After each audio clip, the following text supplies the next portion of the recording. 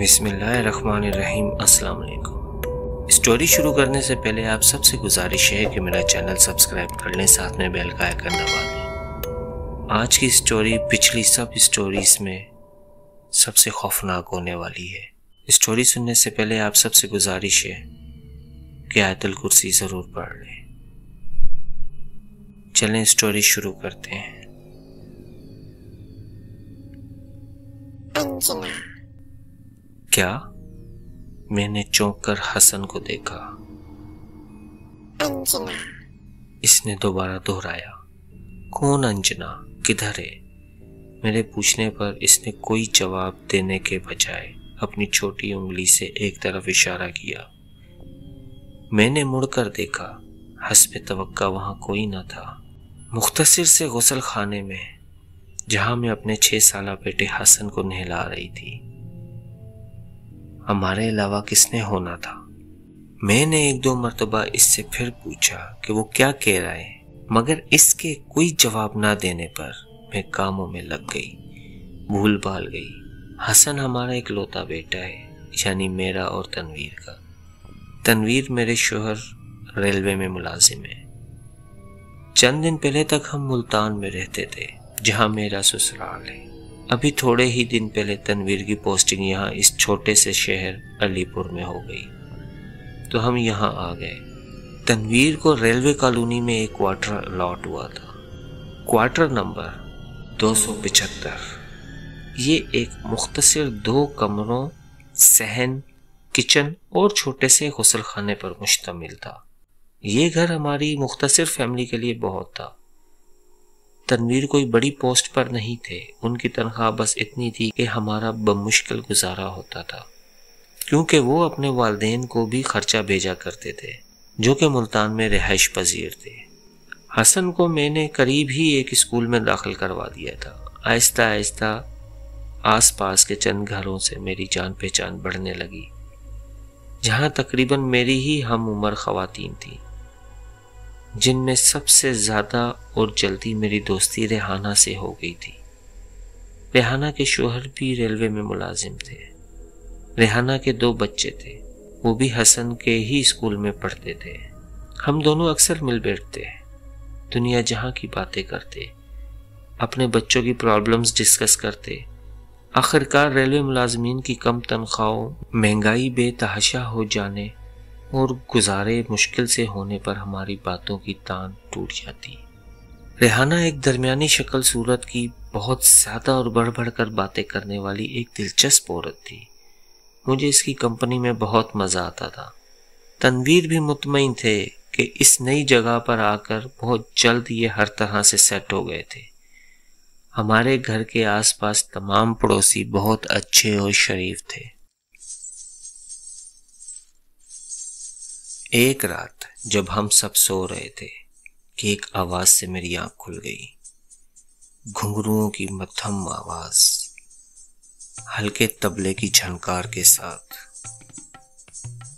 اس وقت پہلا خیال میرے ذہن میں آیا کہ شاید تنویر نے ٹی وی چلایا ہوا ہے۔ اپنے 2 کمروں میں سے ایک کمرے کو میں نے اپنے حساب سے ڈرائنگ روم بنایا ہوا تھا، وہاں ایک پرانا صوفہ اور ٹی وی رکھا ہوا تھا، مگر تنویر تو بے خبر میرے برابر میں سو رہے تھے۔ ان کی تو اس آواز سے آنکھ تک نہ کھلی تھی۔ کمرے میں موجود تیسرے چھوٹے سے پلنگ پر حسن بے خبر سو رہا تھا۔ میں تھوڑی دیر اٹھ کر بیٹھی رہی۔ جب آواز آہستہ آہستہ بند ہو گئی تو میں پھر لیٹ گئی، مگر دیر تک مجھے نیند نہ آ سکی۔ صبح جب سو کر اٹھی تو یہ رات والا واقعہ میرے ذہن سے نکل چکا تھا۔ چند دنوں بعد جب تنویر ڈیوٹی پر تھے اور حسن اسکول گیا ہوا تھا، اچانک مجھ کو اکیلے گھر میں گھبراہٹ محسوس ہونے لگی۔ عجیب سا وہم ستانے لگا۔ اس رات کا واقعہ بھی یاد آ گیا۔ میں نے گھڑی پر نظر ڈالی، ابھی حسن کے اسکول آنے میں اچھا خاصا وقت تھا۔ میں نے دوپٹہ اوڑھا، گھر پہ تالا لگایا اور ریحانہ کے گھر آ گئی۔ ریحانہ کا گھر میرے گھر سے چند قدموں کے فاصلے پر تھا۔ ریحانہ کچن میں تھی، اس کے سسر برآمدے میں بیٹھے اخبار پڑھ رہے تھے۔ میرے سلام کے جواب پر انہوں نے شفقت سے میرے سر پر ہاتھ پھیرا۔ تبسم، تم ابا کے پاس بیٹھو، میں چائے لا رہی ہوں۔ اس نے کچن سے آواز لگائی۔ میں اس کے سسر کے پاس بیٹھ گئی۔ وہ مجھ سے خیر خیریت اور ادھر ادھر کی باتیں کرنے لگے۔ کہاں سے آئی ہو، کتنے بچے ہیں، کہاں رہتی ہو، وغیرہ وغیرہ۔ میرے بتانے پر کہ ہم لوگوں کو کوارٹر نمبر 275 الاٹ ہوا ہے، چند لمحوں کی خاموشی کے بعد بولے، مگر وہ گھر تو برسوں سے بند پڑا تھا۔ جی ہاں وہی، میں نے جلے ہوئے لہجے میں جواب دیا۔ بہت ہی خستہ حال گھر ہے، صفائی کر کر کے تھک گئی ہوں، صاف ہوتا ہی نہیں، سنا ہے کئی برسوں سے خالی تھا۔ اس وقت ریحانہ چائے لے کر آ گئی اور ہم دونوں اس کے کمرے میں آ گئے۔ اس دن ریحانہ کے ساتھ ادھر ادھر کی باتوں کے بعد میرا ذہن ہلکا ہو گیا اور سب کچھ میرے ذہن سے نکل گیا۔ مگر اگلی ہی شام کو ریحانہ میرے گھر موجود تھی۔ تنویر ڈیوٹی سے آ کر کمرے میں آرام کر رہے تھے۔ میں ریحانہ کو ڈرائنگ روم میں لے آئی۔ تم بیٹھو، میں چائے لاتی ہوں، پھر آرام سے باتیں کریں گے۔ میں نے ریحانہ سے کہا، ارے دفع کرو چائے کو، میں ایک انتہائی اہم بات بتانے آئی ہوں۔ ریحانہ نے کہا۔ اس کے چہرے پر خوف جھلک رہا تھا۔ خیریت تو ہے، کیا ہوا؟ میں تھوڑا گھبرا گئی۔ اصل میں جب تم کل آئی، ابا میاں کو معلوم ہوا کہ تم لوگ 275 میں شفٹ ہوئے ہو تو وہ اور پریشان ہو گئے، کہنے لگے یہ گھر آج سے ابتدا ہے۔ کیا کہہ رہی ہو ریحانہ یہ تم؟ میں بہت ڈر گئی۔ میں نہیں کہہ رہی، ابا نے کہا ہے۔ اس نے ڈری ہوئی نگاہ سے چاروں طرف دیکھا اور یا تو اس گھر میں کوئی رہتا نہیں ہے، اور اگر کوئی رہنے کی کوشش کرتا ہے تو اس کو بہت ہی برے حالات سے گزرنا پڑتا ہے۔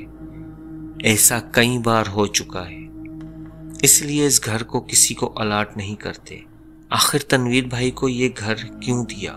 اس لیے کہ کوئی اور گھر خالی نہیں تھا، اور کالونی سے باہر کرائے پر گھر لینا ہم لوگ افورڈ بالکل نہیں کر سکتے۔ کھوئے کھوئے انداز میں نے اس کو جواب دیا۔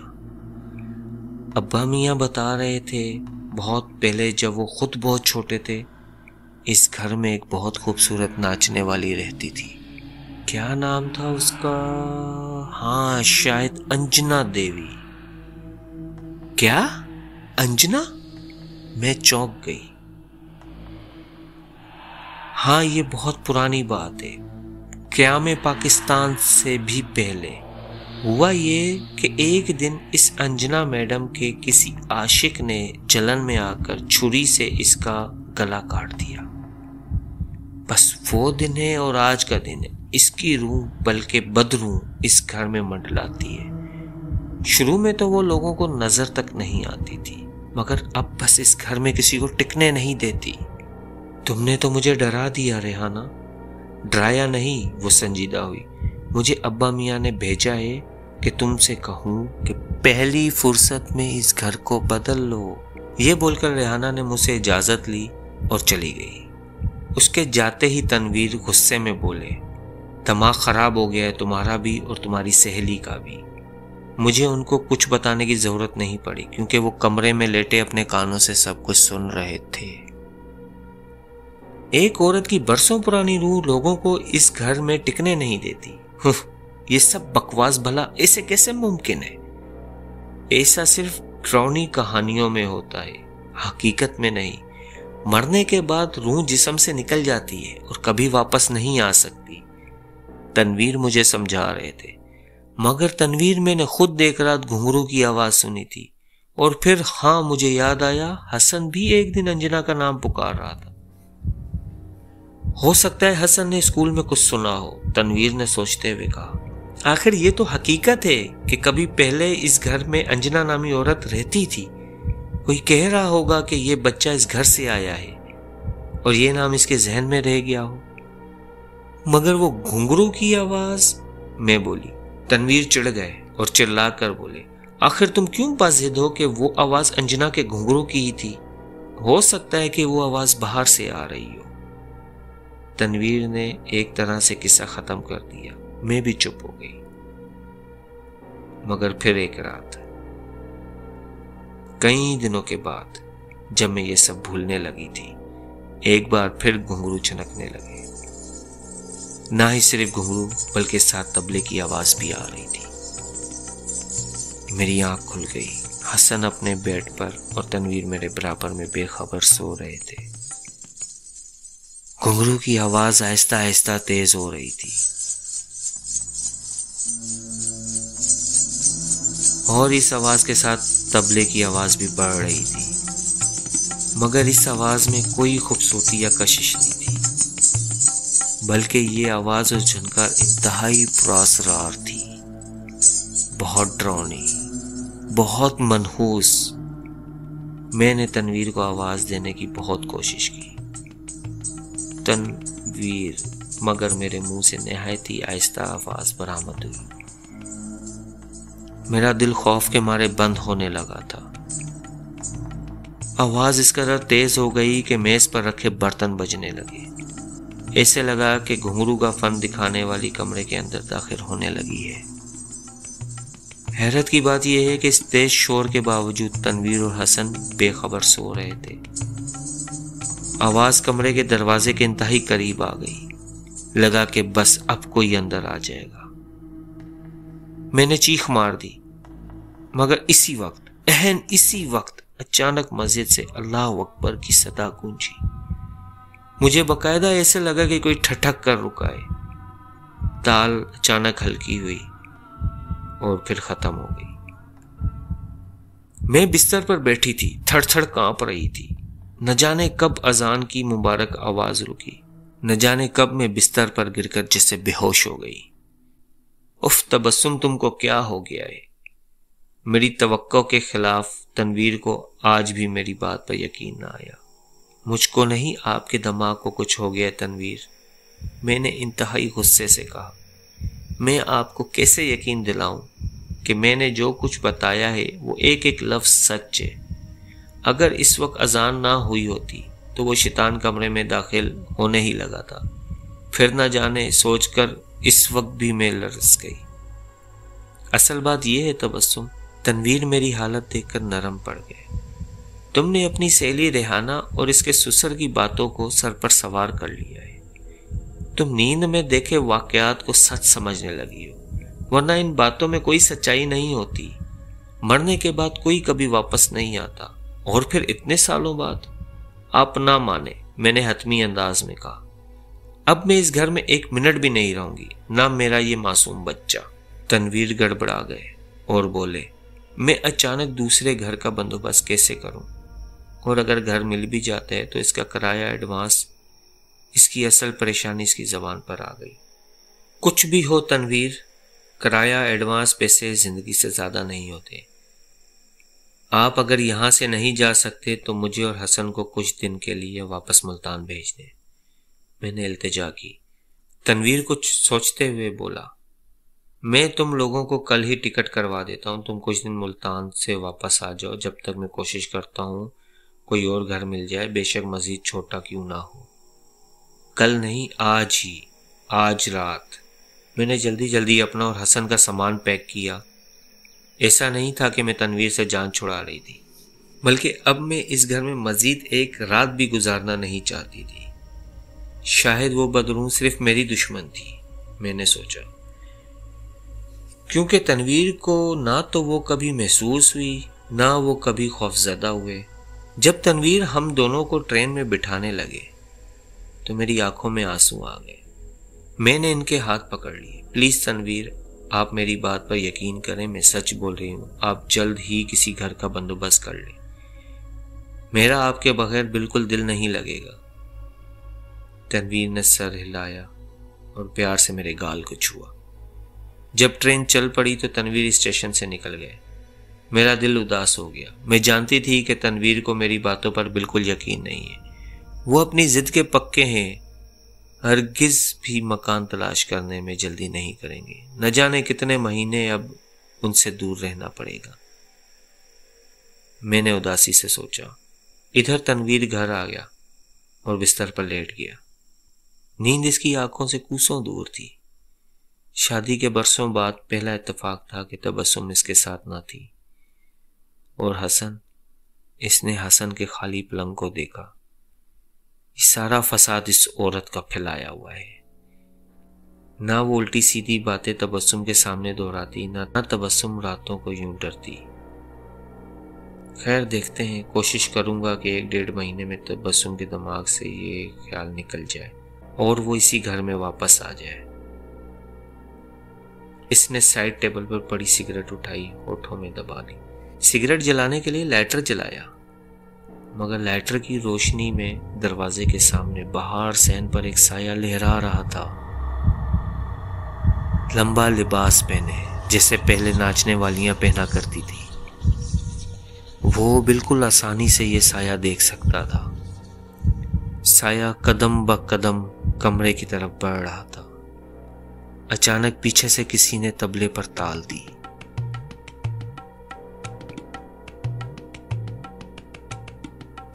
جیسے جیسے طبلہ بجتا گیا ویسے ویسے گھنگرو کے تیز قدم جھنکار کے ساتھ وہ سایہ کمرے میں داخل ہو گیا۔ تنویر کے منہ سے سگریٹ گر گئی۔ سایہ اہن اس کے سامنے آ کر رکا۔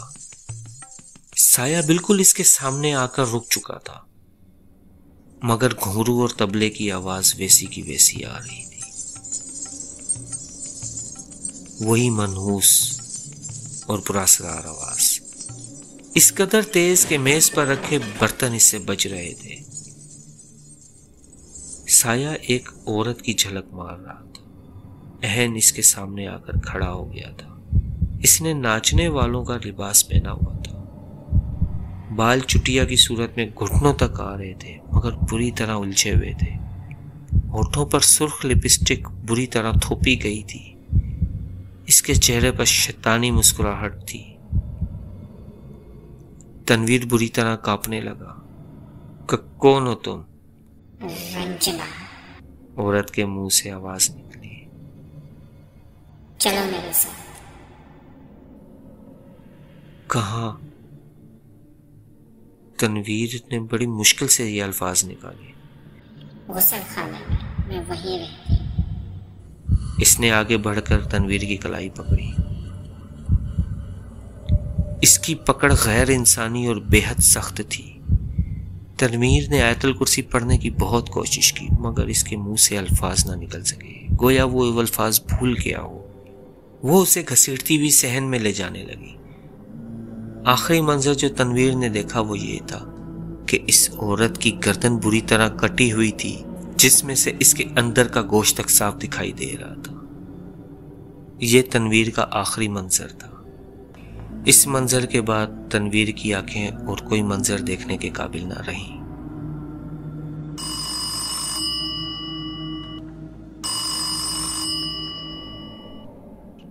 ہیلو، کون؟ تبسم؟ ہاں ریحانہ، تم اتنی صبح اچانک؟ خیر میں فون کیا ہے؟ ہاں تبسم، سمجھ نہیں آ رہا تھا کیسے تم کو اطلاع کروں، یہ بہت ہی بری خبر ہے۔ خدا کے لیے ریحانہ، کیا ہوا؟ تنویر بھائی، ان کا انتقال ہو گیا ہے، وہ تمہارے گھر کے غسل خانے کے سامنے گرے ہوئے تھے، شاید ہارٹ اٹیک ہوا تھا۔ بس اتنا سننا تھا کہ فون کا ریسیور تبسم کے ہاتھ سے گر گیا۔ دوستوں، کیسی لگی آپ کو یہ آج کی سٹوری؟ کمنٹس کر کے اپنی رائے کا اظہار ضرور دیجیے گا، اور چینل کو ضرور ضرور ضرور سبسکرائب کیجیے گا۔ یہ ہمارے لیے موٹیویشن ہے، ہماری حوصلہ افزائی ہے۔ بہت ساری دعاؤں کے ساتھ اجازت دیجیے۔ اللہ حافظ۔